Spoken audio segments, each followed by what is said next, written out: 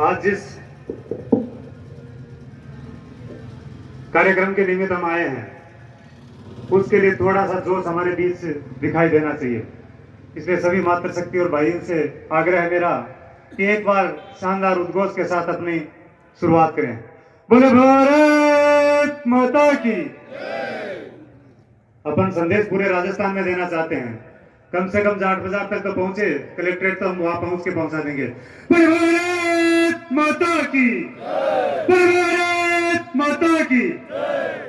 आज इस जन आक्रोश रैली में हमारे बीच पधारी इस मातृशक्ति को प्रणाम करता हूं।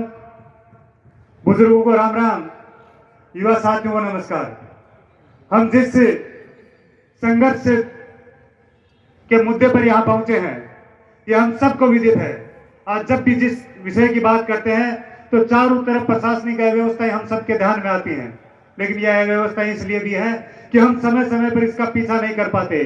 हम सबको ध्यान में होगा कि यहाँ किसके भरोसे ये राज चल रहा है, हम सोच नहीं पाते।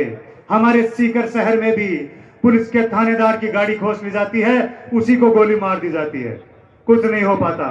हम देश के शहीदों की बात करते हैं, देश के मान सम्मान की बात करते हैं। हमारे इस कांग्रेस के मुखिया पीसीसी चीफ के गृह क्षेत्र में जब उनके गृह क्षेत्र के शहीद की मूर्ति को खंडित किया जाता है, ये सरकार नहीं आंख खोल पाती है। बात यहां तक की नहीं सिमटती है। मैं आग्रह आपसे फिर कर देता हूं कि जब भी लक्ष्मणगढ़ का विषय आता है तो बड़ा असहज महसूस होता है। चाहे मीरन के किसी मेघवाल परिवार से हरिजन परिवार की बात करते हैं तो उसको आज भी 1.5 साल बाद भी न्याय नहीं मिल पाता है। चाहे डालमास की दलित महिला के बारे में बात करें, चाहे गोकुलपुरा की महिला के बारे में दलित महिला के बारे में बात करें, इस दलित अत्याचार के राजस्थान की बात न करें, सिर्फ लक्ष्मणगढ़ और सीकर की बात करते हैं तो इतना बड़ा बखेड़ा है, इतनी बड़ी अव्यवस्थाएं हैं जिनके बारे में इनको कहीं शर्म शंका का महसूस नहीं होता।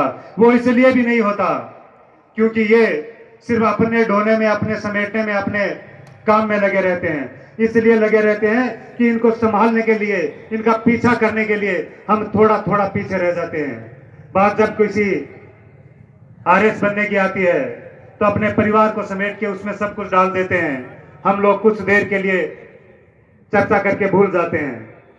जब रीट का विषय आता है तो उस समय भी इस राजस्थान की युवा तरुणाई को उमड़ के आना चाहिए था, लेकिन नहीं आ पाते। यहाँ बैठे कुछ लोगों में से आंदोलन करके थक जाते हैं। इसलिए हम सबको ये ध्यान देने की बात है कि आज जिस विषय को लेके हम जिस संघर्ष के साथ चल रहे हैं, हम सब जिस तरह से पूरे जिले के लोग आज यहाँ एकत्रित है, पूरे भारतीय जनता पार्टी का चेहरा हमारे सामने खड़ा है। हमें सबको ये महसूस होता है कि आज जिस मिलनसारिता के साथ हम चलते हैं तो ये पूरा हुजूम जब कलेक्ट्रेट तक पहुंचेगा, जब कलेक्ट्रेट की छाया में पहुंच के वहां हम ये प्रदर्शन का माहौल ठीक से दिखा पाएंगे तो इस राजस्थान के गूंगी बहरी सरकार को ये समझ में आएगा।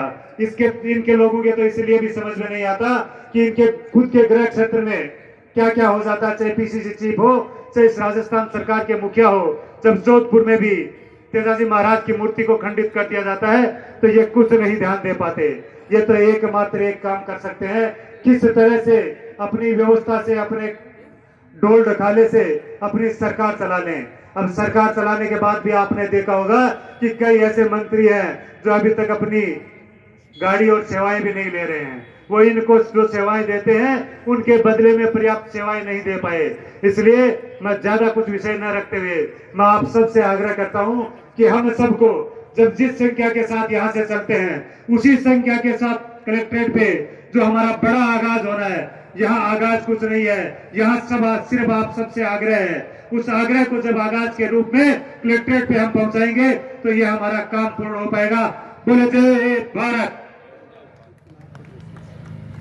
धन्यवाद।